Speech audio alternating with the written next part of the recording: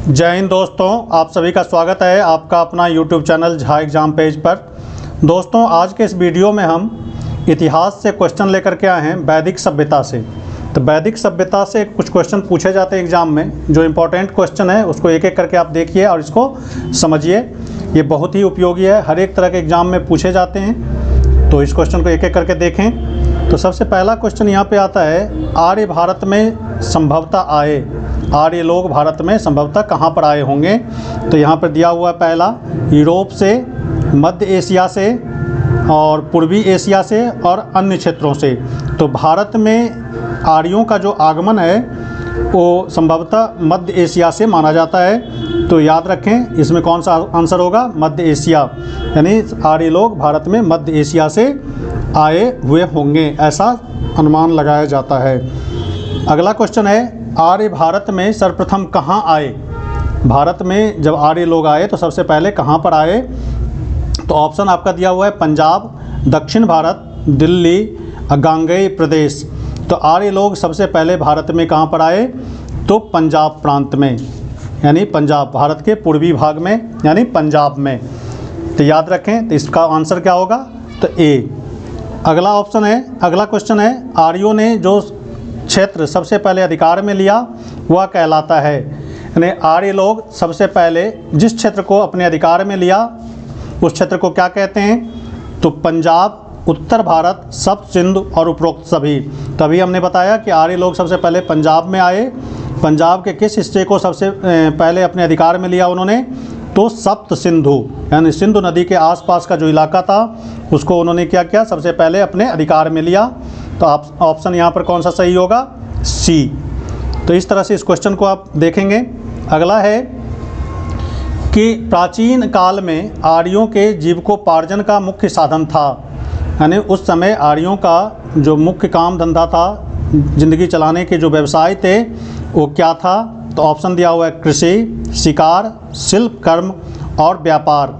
तो आर्य लोगों का मुख्य जो काम था वो क्या था? कृषि, यानी कृषि आधारित उन लोगों की जीवन शैली थी। तो यहाँ पर आंसर क्या होगा? ए, कृषि। कृषि ऑप्शन आपका यहाँ पर सही होगा। तो ए, चौथा का ए आपका सही होगा। पांचवा है, वैदिक काल में योद्धा को क्या कहा जाता था? वैदिक काल में योद्धा को क्या कहा जाता था? तो चार ऑप्शन यहाँ पर दिया हुआ है। योद्धा को क्या कहा जाता था? पुरोहित, योद्धा, सेनानी और सैनिक।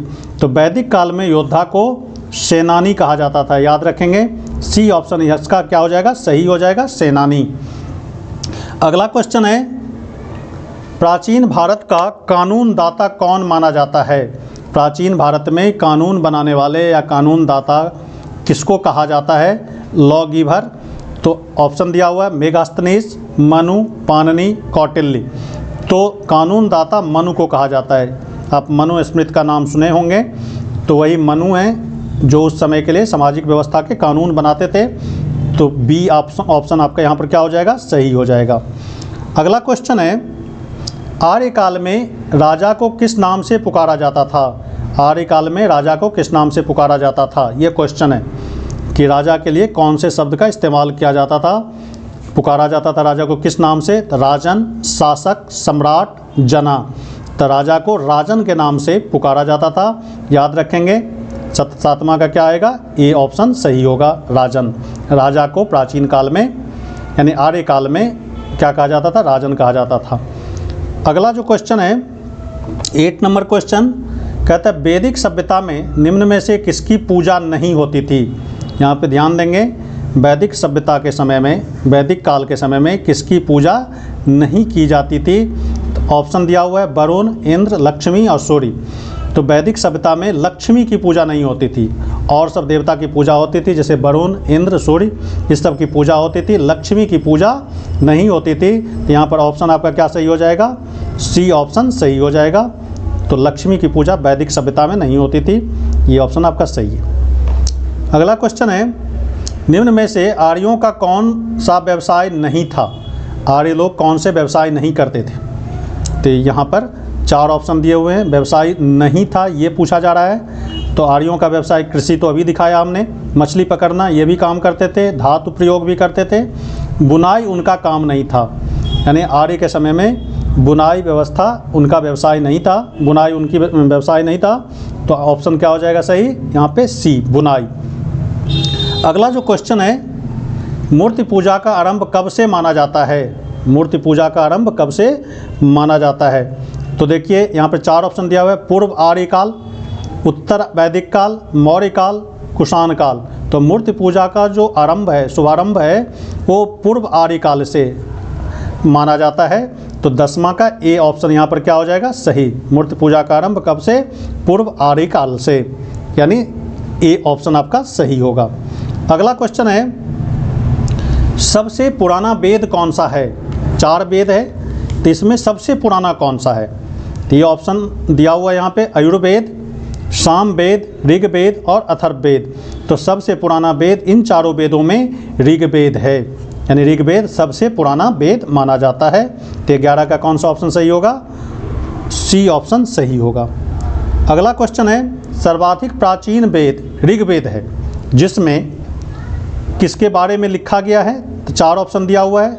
ऋग्वेद सबसे प्राचीन वेद है, इसमें ईश्वर की स्तुति के मंत्र हैं, वैदिक यज्ञों के विधि हैं, आरंभिक आर्य संस्कृत का वर्णन है, हिंदू देवी देवताओं के कार्यों का वर्णन है, हिंदू देवताओं के कार्य का वर्णन है। तो ऋग्वेद में ईश्वर के स्तुति के बारे में मंत्र है, ईश्वर के प्रार्थना के बारे में इसमें कहा गया है। तो 12 का जो आंसर आएगा वो क्या होगा? ईश्वर स्तुति के मंत्र, ईश्वर के प्रार्थना या आराधना से संबंधित मंत्र इसमें दिए गए हैं ऋग्वेद में। तो हमारा आंसर कौन सा होगा? ए आंसर सही होगा। ऋग्वेद ईश्वर के स्तुति के मंत्र हैं ऋग्वेद में। तो अगला क्वेश्चन है 13 नंबर क्वेश्चन, आरंभिक वैदिक सभ्यता में सर्वाधिक वर्णित नदी कौन सी है? यानी वैदिक सभ्यता के समय में सबसे ज़्यादा किस नदी का वर्णन है? वैदिक साहित्य में किस नदी का वर्णन है? सिंधु, गंगा, सरस्वती। ये सरस्वती लिखा हुआ है, सरस्वती और यमुना। तो वैदिक साहित्य में सबसे ज़्यादा सिंधु नदी का वर्णन है। वैदिक साहित्य में सबसे ज़्यादा किसका वर्णन है? सिंधु नदी का। याद रखेंगे, चूँकि पंजाब प्रांत में ही आया था, उधर सिंधु नदी है। तो वैदिक साहित्य में आर्य लोगों के द्वारा कहा जाता है वेदों का निर्माण किया गया था, तो सिंधु नदी का वर्णन उसमें सबसे ज़्यादा है। अगला क्वेश्चन है, निम्नलिखित में किसने वेदों का पुनर्गठन किया? वेदों को पुनर्गठित किया किसने? आदि शंकराचार्य ने, पतंजलि ने, वेद व्यास ने और मनु ने।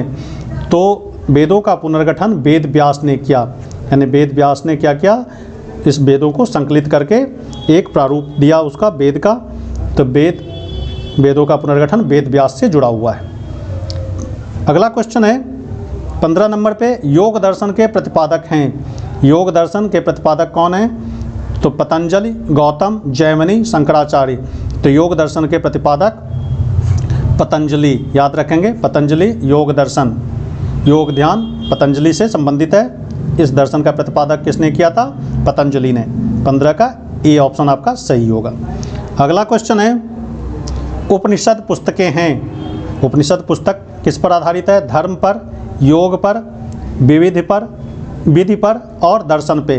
तो उपनिषद पुस्तक धर्म पर नहीं है, योग पे नहीं है, विधि मतलब लॉ पे नहीं है। ये किसकी किताब है? दर्शन पर आधारित है। तो दर्शन यहाँ पर सही आंसर होगा। 16वां का डी, यानी उपनिषद पुस्तक दर्शन की किताबें हैं, दर्शन पर आधारित है। तो 16 का क्या आंसर होगा? डी, यानी उपनिषद दर्शन। अगला जो क्वेश्चन है 17 नंबर पे, अस्तोमा सदगमय कहाँ से लिया गया है? ये जो वाक्य है अस्तोमा सदगमय, ये कहाँ से लिया गया है? ऋग्वेद, सामवेद, आयुर्वेद और अथर्ववेद। तो अस्तोमा सदगमय ये ऋग्वेद का श्लोक है।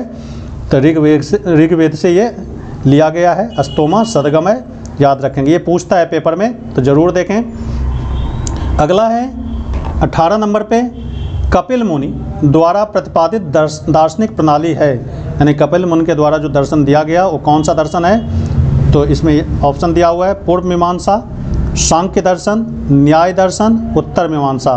तो कपिल मुनि के द्वारा सांख्य दर्शन, याद रखेंगे, सांख्य दर्शन कपिल मुनि के द्वारा दिया गया है। तो इसमें 18 का कौन सा आंसर सही होगा?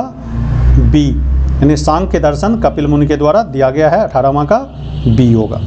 ये ऑप्शन सही होगा। अगला क्वेश्चन है, वर्ण व्यवस्था का वंशानुगत जाति में परिवर्तन किस काल में हुआ था? तो वर्ण व्यवस्था वैदिक समय में था, यानी ब्राह्मण, क्षत्रिय, वैश्य और शूद्र ये 4 वर्ण थे। इसको वंशानुगत बना दिया गया किस समय में? किस समय में ये वंशानुगत हो गया? यानी ब्राह्मण का बेटा ब्राह्मण, क्षत्रिय का बेटा क्षत्रिय, ये वंश परंपरा कैसे शुरू हुई, किस समय में? तो ऑप्शन दिया हुआ है यहाँ पे, ऑप्शन दिया हुआ है पूर्व मध्यकाल, गुप्तोत्तर काल, गुप्त काल, उत्तर वैदिक काल। यानी पूर्व मध्यकाल में, या गुप्त के बाद के समय में, या गुप्त के समय में, या उत्तर वैदिक काल में। तो इसका आंसर क्या होगा? उत्तर वैदिक काल। यानी उत्तर वैदिक काल में वर्ण व्यवस्था को क्या बना दिया गया? वंशानुगत बना दिया गया। तो ऑप्शन डी क्या हो जाएगा यहाँ पर? सही हो जाएगा। अगला है 20वां क्वेश्चन, उपनयन संस्कार किसके लिए वर्जित था? उपनयन संस्कार ये एक संस्कार था जिसमें जनेऊ धारण करते हैं इसमें, तो ये किसके लिए वर्जित था? स्त्रियों के लिए, शूद्रों के लिए, ब्राह्मणों के लिए, ए और बी दोनों के लिए। तो ये डी ऑप्शन सही है, स्त्री और शूद्र के लिए उपनयन संस्कार वर्जित था, सिर्फ ब्राह्मण लोग उपनयन संस्कार करते थे। तो यहाँ पर ऑप्शन क्या सही हो जाएगा? डी ऑप्शन सही हो जाएगा, उपनयन संस्कार स्त्रियों और शूद्रों के लिए वर्जित था। तो दोस्तों आज के इस वीडियो में बस इतना ही। हम फिर मिलेंगे अगले वीडियो में कुछ नए क्वेश्चंस के साथ। तब तक यदि आपने इस चैनल को सब्सक्राइब नहीं किया है तो इस चैनल को सब्सक्राइब कर लें। वीडियो पसंद आए तो इसे आप लाइक करें, कमेंट करके हमें बताएं, और